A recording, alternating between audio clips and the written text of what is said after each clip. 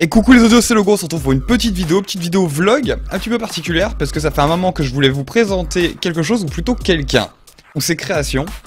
Il y a quelque chose qui revient souvent comme question, c'est...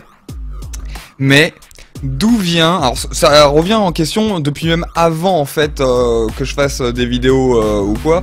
Ça doit faire bien 2 ans, même un peu plus, que des fois on me pose la question.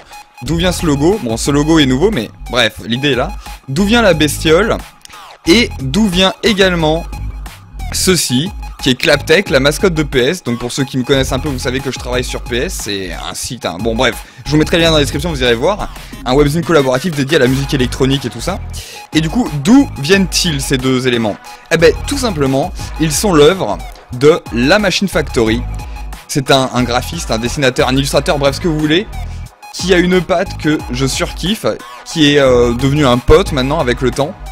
Et qui travaille beaucoup autour de la, enfin, avec la communauté, on va dire underground techno.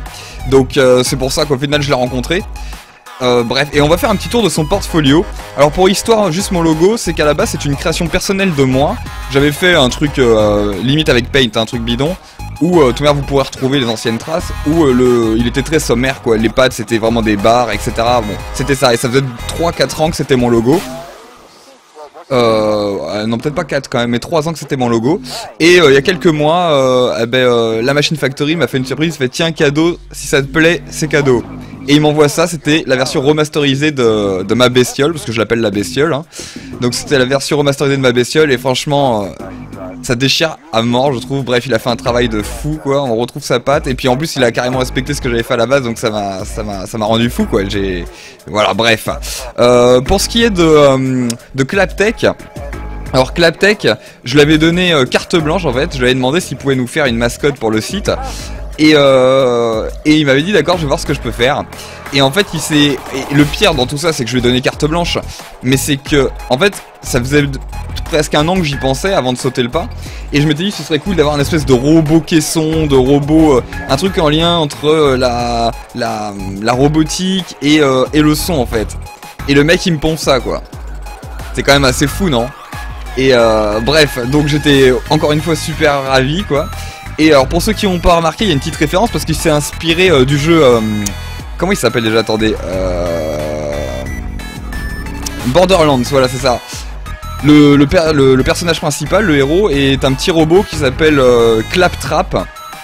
Et en gros, vous irez check et vous verrez que bon, l'inspiration est... Il y a une forte inspiration et tout, et qu'en gros, la machine, aka Dams, hein, pour les intimes, s'est réapproprié ce bordel, et nous a pondu ça, Claptech, du coup, il a même retrituré un peu le nom, et nous a fait une superbe mascotte, quoi, donc c'est pour ça que vous la voyez à droite à gauche sur le site, sur les comptes sociaux de Productions, etc. Mais la machine ne fait pas que ça, loin de là, il a fait énormément de choses, et cette petite vidéo, c'est parce que je souhaitais vous montrer 2-3 de ces trucs qui me plaisent bien. Donc la Machine Factory, son logo est là, logo remasterisé, je vous passe les détails. Voilà, ça c'est lui, ses liens sont dans la description. Actuellement son site est en cours de refonte, etc. Donc je vous mettrai le lien, mais normalement le site est vide ou le site est offline, bref vous verrez. Mais je vais vous mettre de toute manière son Facebook et tout ça si vous voulez aller check. Donc voilà, vous voyez on a un autre design là sur son logo, hein, un peu différent, tout aussi terrible je trouve. Bref, on sent bien, enfin je sais pas, moi j'apprécie, après hein, c'est subjectif, mais j'aime beaucoup ses créations. Et du coup voilà, donc je vous mettrai tous ces liens dans la description, et vous irez faire un tour, parce qu'il y a beaucoup d'autres, comment on appelle ça, d'autres créations à lui, qui s'y trouvent. Alors ensuite on passe à un autre petit truc. Alors ça vous voyez on est encore dans un autre style et tout, comme quoi c'est vraiment que Dams a vraiment un univers à lui quoi. Il arrive à sortir je trouve dans différents comment on appelle ça, dans différents pas environnements mais enfin voilà, ses sources d'inspiration sont multiples, et là on a quelque chose beaucoup plus minimaliste, on a autre chose et du coup en gros, ce dessin, je lui ai posé quelques questions, hein. Ce dessin, il avait fait pour Nobadict. Bon, pour ceux qui connaissent un peu la communauté techno underground, etc., vous voyez de quoi il s'agit. Sinon, je vous mettrai les liens aussi. Tous les liens sont dans la description, hein. Donc, il avait fait un dessin pour Nobadict. C'était spontané. Il avait soumis ça de façon spontanée et ça avait pas, apparemment, ça avait pas trop plu. Donc en fait c'est resté une simple illustration à lui quoi. Et moi j'ai trouvé ça assez top quoi, ça, pour moi ça renvoie au voyage, à la vadrouille, enfin vous voyez un peu l'idée quoi. Et en plus le petit panneau loin, le mec il cherche pas à aller à un endroit précis, il veut juste aller loin et bouger quoi. Et ben, je trouve qu'il y a quand même un message assez fort derrière cette pix quoi. Je sais pas, vous me direz ce que vous en pensez. Et donc on passe à la suite, alors, enfin pix suivante. Bam. Un petit dessin, pareil, une illustration pour lui-même, en fait, fait maison, vous voyez. En gros, bah, bon, il y a une référence très nette à certaines substances, hein, on est d'accord. On le voit surtout avec le fond, bref. Moi j'ai trouvé ça assez top, le petit fantôme de Pac-Man, un peu défoncé, vous bien se dire, sous acide quoi. Bon voilà, vous voyez on est encore dans un univers un peu différent, moi je trouve ça assez extra. Un peu plus sombre quand même je dirais, bien que vous voyez au niveau couleur et tout on reste quand même assez vif, assez clair et tout ça. Mais je trouve ça un peu plus sombre. Et enfin voilà, après c'est un parti pris, hein, c'est artistique, hein, ni plus ni moins. Enfin moi j'aime beaucoup. Qu'est-ce que je pourrais vous dire dessus Après, en gros il me fait énormément rire, c'est pas mon préféré. Ça c'est le style purement artistique, vous voyez, c'est pas celui que je préfère, mais moi je le trouve extra parce que franchement il m'a vraiment fait rire. Je trouve qu'on sent vraiment ses sources d'inspiration. Alors on est dans du Pac-Man quoi, on est dans l'univers un peu alternatif de la techno, avec tout ce que ça suppose en fait, vous voyez ce que je veux dire.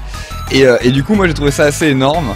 Et puis même hein, au niveau qualité graphique, enfin on peut pas cracher dessus, je pense que tout le monde sera d'accord. Qu'on aime ou qu'on aime pas, c'est super bien fait quoi. Et c'est bien approprié. Et donc voilà. Et donc il me disait qu'en ce moment il dessinait beaucoup de fantômes en fait. Alors il sait pas trop pourquoi. Mais voilà. Et voilà. Et en fait là, alors quand je lui ai posé, enfin quand il m'a répondu, il m'a dit qu'en gros là il voulait montrer un peu la dualité du personnage entre le fait qu'il soit triste et joyeux à la fois. Dans deux états extrêmes en fait. Voilà, à noter que surtout un truc qu'il faut noter, et ça c'est vrai qu'il le rappelle, mais ça je l'ai déjà remarqué moi-même. Derrière, le bleu, blanc, rouge, c'est pas le drapeau de la France en fait, hein. C'est le fond Hoffman. Alors vous ferez des recherches. Hoffman est en fait le créateur. C'est un scientifique, hein, c'est un chimiste, et c'est le créateur du LSD en fait. Oui, la drogue, oui, bah oui, c'est écrit en laboratoire. Et voilà, c'est le créateur. Et en fait, il avait un espèce de fond.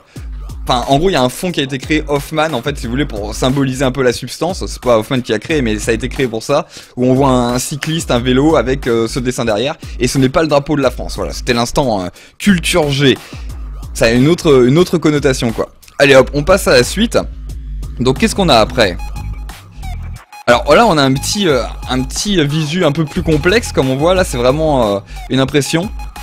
C'est vraiment une illustration complète quoi, vous voyez, avec un petit texte, il y a plein d'éléments, etc. Alors en fait, c'est un remix d'un visuel officiel qui avait été fait pour Nomadict. Le Catch Me If You Can, vous le retrouverez, apparemment vous trouverez ça sur les liens que je vais vous donner, l'original en tout cas. Et en fait, bon du coup, Dame, si vous voulez sortir quelque chose une nouvelle version, parce que bah forcément avec l'évolution, enfin je dis tout artiste évolue, hein, que ce soit la musique ou l'illustrateur, on évolue tous, et du coup il voulait revoir, et donc en fait il a pondu ça, et du coup voilà, donc en gros c'était fait pour de l'impression textile, hein, il me semble, de peur à vous dire des conneries, mais voilà quoi, c'était fait pour de l'impression textile, et encore une fois, bon on gravite autour de la communauté techno underground, de cette culture. Et du coup voilà, mais les codes y sont, moi je trouve que le coup de crayon est juste top quoi. Enfin, franchement les détails sont là, enfin c'est juste assez incroyable quoi. Moi j'adore ce qu'il fait vraiment. Je saurais pas quoi vous dire de plus, hein. Ça reste, voilà, c'est du noir et blanc et tout, mais enfin, moi je trouve ça top quoi. Moi je verrais vraiment bien ça sur un t-shirt, enfin je le porterais aisément quoi, c'est assez top quoi. Je vous mettrai les liens de toute manière de Nomadict et tout dans la description les enfants. Alors qu'est-ce qu'on a ensuite ? J'essaie de faire vite parce que alors petit logo Streamitech, alors là c'est une double pub parce que c'est pour Dams qui a fait ce boulot qui est juste top, et pub pour les potes de chez Fanatec Radio. Si vous me suivez depuis un moment, vous commencez à connaître un peu les amis du web, etc.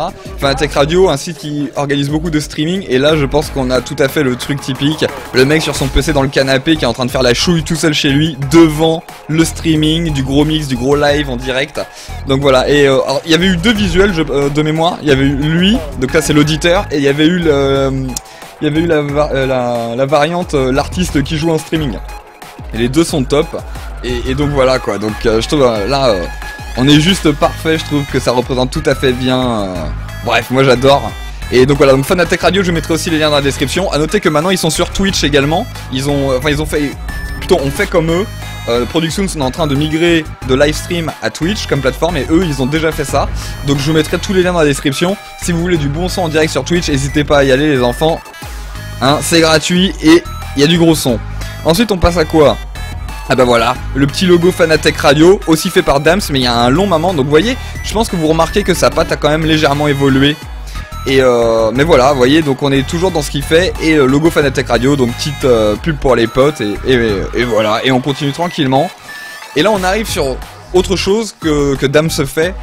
Il travaille sur des macarons pour des vinyles en fait. Vous savez, pour ceux qui savent pas, le macaron c'est l'autocollant qui se situe au milieu du scud et qui en général a un petit visuel ou à minima le titre du scud, l'artiste, le nom des faces, etc. Et donc voilà. Et donc là, bon, d'après ce que j'ai compris, ce visuel-là, le CD ne semble jamais avoir été sorti en fait, tout simplement. Mais du coup, il y a quand même le macaron qui est assez top, je trouve. Voilà, donc il avait été fait pour Hibou. C'était le premier macaron que Dams faisait apparemment. Et puis voilà, c'est un ami à lui en fait, Hibou, un ami à Dams, hein, pour ceux qui suivent pas trop, excusez-moi. Voilà, c'était son premier visuel. C'était son premier macaron du moins. Et voilà, donc on voit encore, vous voyez, moi celui-là je le trouve assez top. Moi je le verrais bien sur un vinyle vraiment. Je le trouve top quoi. La chouette elle a l'air v'la vénère et déterminée, c'est ouf. Et je trouve qu'on sent quand même la patte à Dams. Bref, on est toujours un peu dans... Enfin je sais pas, moi je reconnaîtrais son boulot entre mille je crois. Mais peut-être à force d'avoir vu ce qu'il faisait et tout, bref. Je suis un peu parti pris aussi. Puis voilà quoi. Qu'est-ce qu'on avait d'autre comme image? Ah oui voilà, on avait celle-là, donc un autre macaron. Lui par contre est sorti. À noter qu'il avait aussi fait, je crois, la version pour le Satané Merde 01, Satané Merde 03 de mémoire. Attendez, je vérifie.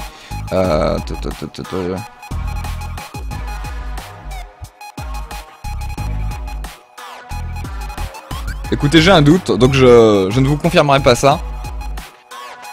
Mais vous voyez là on sort complètement du style cartoon dont il a l'habitude de faire. Enfin cartoon un peu sombre quand même je trouve, mais on sort complètement de ce qu'il fait d'habitude. Et là on est vraiment dans du pur, je dirais, je sais pas, du pur... je sais même pas comment vous dire en fait. Là on est beaucoup plus sobre, mais je trouve que le travail est vraiment top quoi. Sur un vinyle ça rend super bien quoi. Et voilà... Qu'est-ce qu'on pourrait dire de plus sur ce petit macaron? Bah rien de plus, hein. Moi j'aime bien. Après je vous dis, cette vidéo c'était vraiment pour présenter son boulot, vous donner envie d'en savoir plus sur lui parce que son boulot est génial. Si vous cherchez des visus, n'hésitez pas à le contacter.